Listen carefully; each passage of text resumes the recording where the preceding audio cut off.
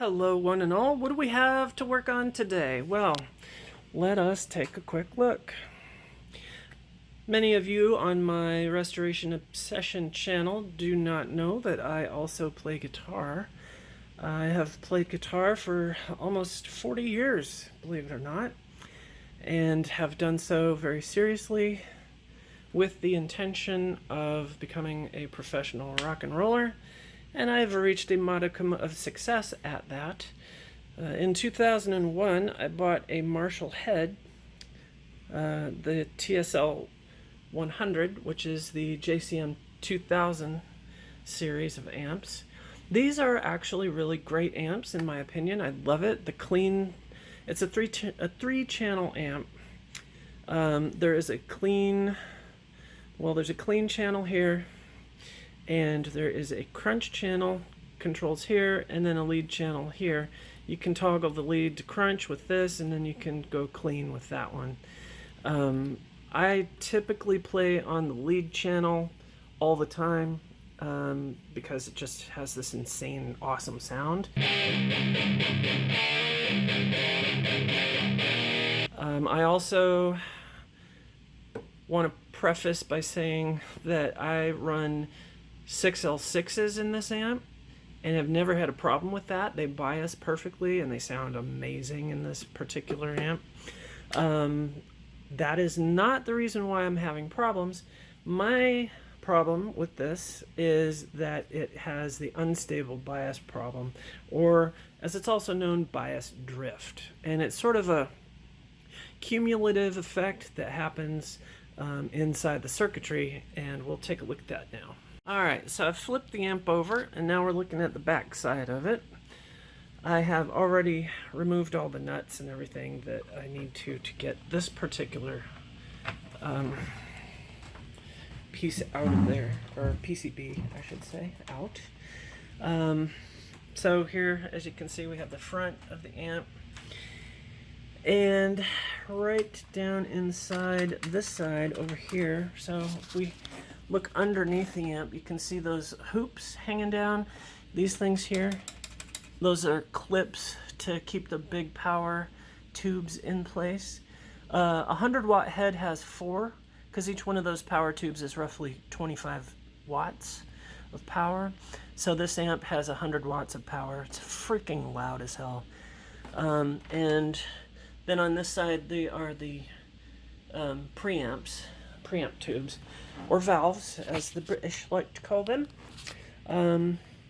So let's see, what we're looking at is down underneath this section where you see these 4 big ceramic resistors. So if we lift this out of the way, let's see if I can do this with one hand. There underneath, now I'm going to have to take all this extra stuff out of here, and I got to take this board out. That is, in case anyone is wondering, the JCM2-60-0. So this is one of the original boards, and what happens is underneath, well, between the traces on these boards, they tend to arc out, and it becomes like an electrical feedback loop, which causes you to not be able to bias the tubes. And biasing the tubes is important. What that does is it balances the amount of millivolts sent to each pair of tubes, and they should be around 90 millivolts, probably maximum on this amp. And when I last checked the bias after blowing the HT fuse, I discovered that it was up over 220 millivolts. So I quickly turned it off and realized I need to order that. So from these guys, valve tube guitar amps near Leeds in the UK. Thank you, Stuart, so much for your help and information and awesome conversation about this. They sell this little kit, so I'll have a little bit of work to do to mount that in there. So I need to basically just video and maybe mark all these connections. Actually, they're pretty much obvious where those are going, but once I disconnect this board, and then disconnect all the connectors on that one, I'm going to have a lot of connectors flying around, so I got to know exactly where they go back. So anyway, that's my project for today, and yeah, should be fun. Hopefully this will be the end-all be-all of that problem, and the amp will be worth more than just a foot doorstop or whatever. So I love this amp though, really do. It's been, of all the amps I've owned over the years, it's definitely my favorite one, so I want to take good care of it and keep it running. So onward until the next step. Alright, so when you go to take the board out, don't forget that you have to remove all 8 of these nuts, or screws here, I should say. Screws! Remove those screws. I would say remove these screws first, and then remove the screws on this side. And then once you get all those screws out, you can just carefully get this out of here. I wouldn't recommend picking it up by components, but once that's all loose, it comes out. So I feel like I'm not quite sure what the screws screw into. I guess they just screw into these little things. That doesn't make much sense. Seems like there should be a nut on the other side of those, but these are the screws, so I guess they just kind of bite in to those little holes, which I don't know, good or bad, not sure. All right, so now what I'm going to do is begin following the instructions in Stuart's guide there and start doing the upgrade process. So right now I am done with the prep, getting this out, and I'm going to move the chassis off of the workbench, and I'm going to get started on the upgrade. Alright, so the first thing we're going to do is I'm going to use this desoldering braid and my soldering gun to remove as much solder as I can from pin 5 of each one of these main power tube sockets. So this one, this one, this one, and this one. And if you look right there, you can see how close this connection is. I mean, well, actually that's not that close, I guess, because it looks like these have been re-soldered, but that's only because the tubes got so damn hot that they probably melted all these. So I'll reheat these and carefully just, hopefully they're all good. But that's the first step. Gonna suck off the solder off of these. That's not good. Don't put that in there, Anna. Gonna remove the solder off of those guys. And I don't know if I can film that while I do it. Let's see if I can do that.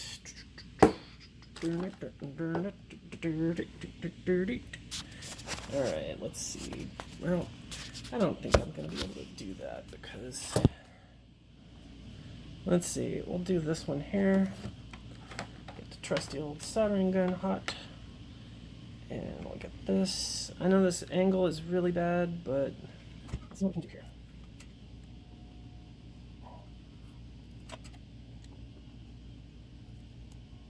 That's not bad. I'll try to set it over here. Okay, so I've clipped off the end of my soldering braid, and let's see. I'll kink up this.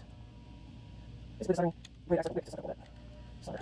That should be good. Alright, I'll do that next 2 and I'm going to film that. Alright, so in the kit comes this awesome little, I'm guessing diamond tipped bit, which is designed to cut around these posts. So basically that will go over that and spin around very fast and drill a hole around that. I should probably, well, I should probably hit that one more time just to make sure I get all of the solder off there, but I'm going to go ahead and try this. I'll do this one first since it's easiest to get to. Okay, so I have decided that I can do this with one hand. So I've done those other 3 holes, and now I'm doing this one. So I find that doing this at a slower speed and rocking it around in a circle like this helps. And you can feel when it finally makes its way through, you can feel it.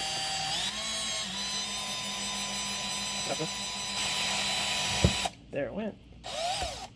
So now I'm just going to dump this out into my trash and brush this with a little brush to clean it up and move on to the next step. Okay, so the next step is to remove these two electrolytic capacitors from the board. So I'm going to just use maybe these, but these are large and might not fit in there. So I'm going to just clip them off as per the instructions. Okay, and that's those guys. Just clip them off. That's all you need to do with that. You can chuck those, just toss them in the trash. Boop.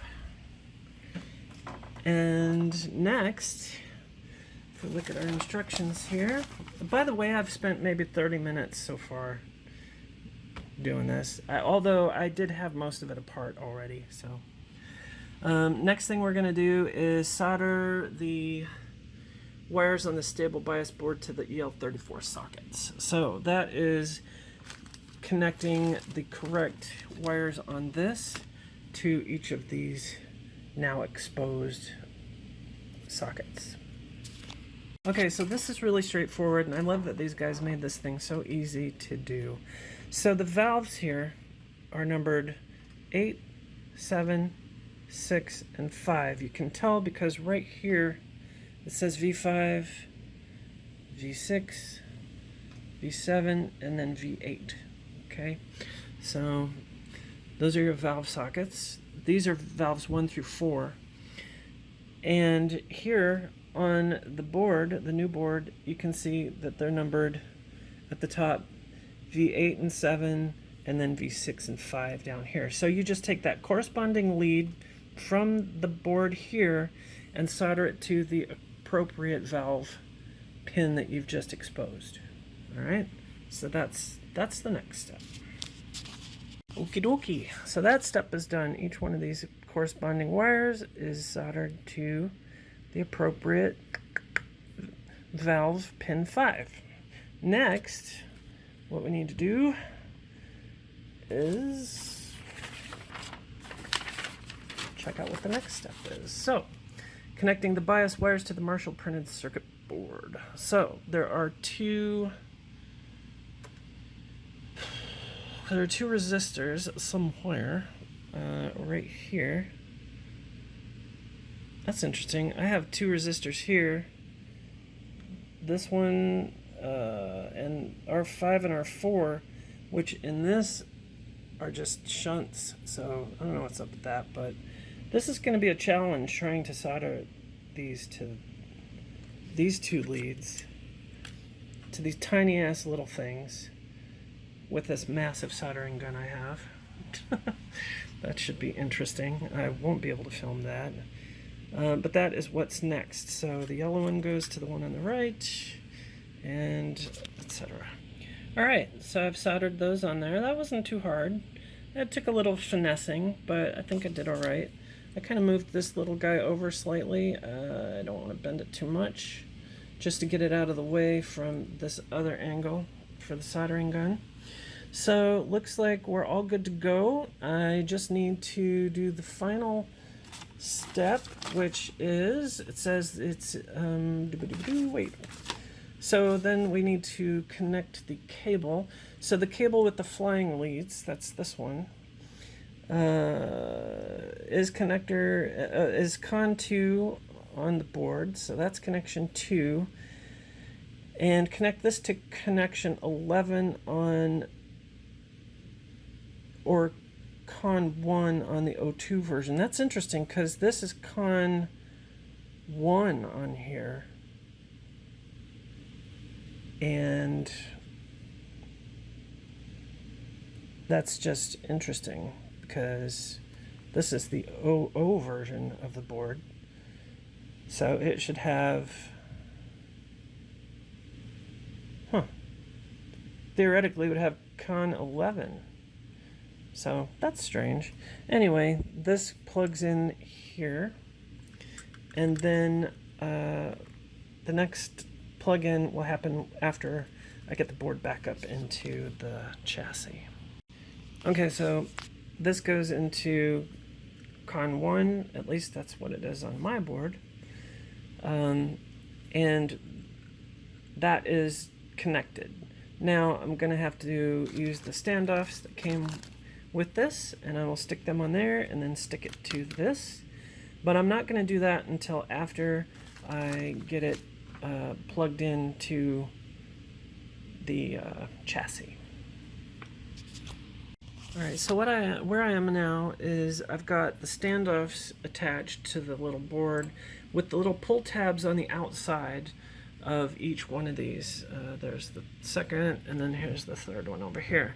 Now, I'm not going to pull the tape off until after I've squished this down in there using both hands and carefully positioning the wiring and checking to just make sure that the wires are out of the way and that everything is going to sit down snugly without binding or pulling or anything strange happening. And I'm also doing this before screwing this board back in, although I have one of these screws slightly screwed in there just to help protect it just a bit. Okie doke, that is in place, and I think it looks pretty decent. Actually leaving this loose may help to get in there and cinch that down a little bit. I use the end of this, I have this brush, and it's got a nice little pokey sort of plastic tip on it, which is really nice for getting in there and like pushing stuff down without damaging anything. A piece of wood or an old chopstick or something like that really works great too. Alright, so now what I need to do is I need to screw the board back in and then reconnect all these plethora of cables. So that's up now. Okay, I have the subboard back in place, or outboard. I don't know. I'm not sure what this one is called. There's probably something on it that identifies it, but I don't see anything. Anyway, this PCB right here on the top is now reconnected. I triple and quadruple checked to make sure I had everything plugged into the right spot. Everything looks good to me, so I'm going to get the screws and the nuts for this and reaffix this, and then I'm going to flip it over and put the screws in for the valve sockets, and then I can put the thing back together and give it a try and see if it works. Whew. Okay, she's all back together. Don't forget to put these screws back in.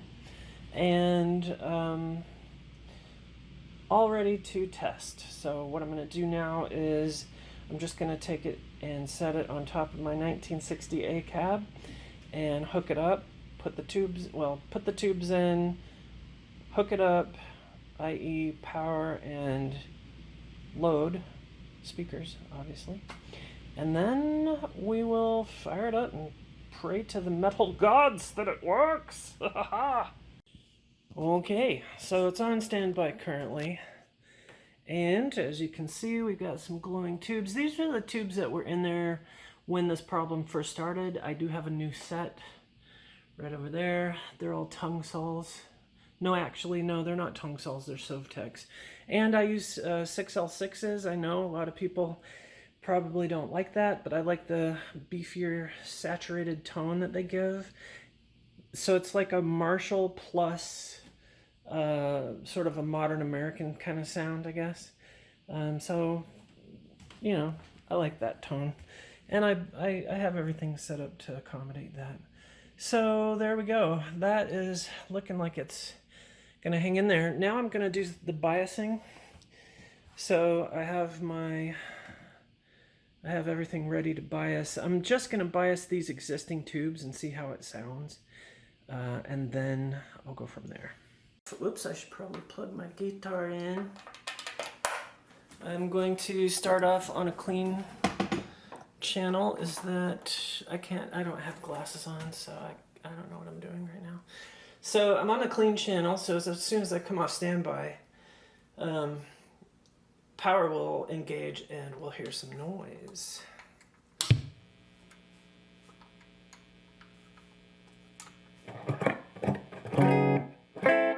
Now the reverb is not hooked up because it's part of the case or head box, whatever.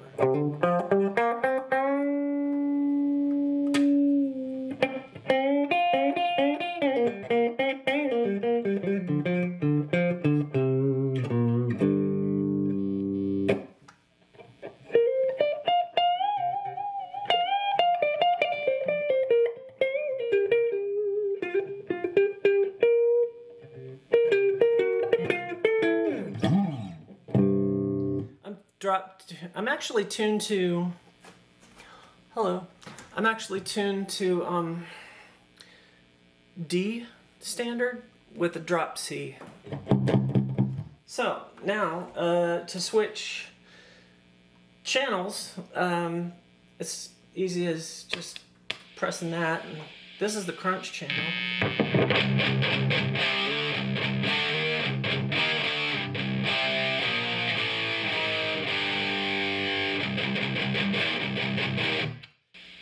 So that's a decent channel. I don't know if I'm blowing the mic out on the phone or the camera or not, but this is my favorite channel though.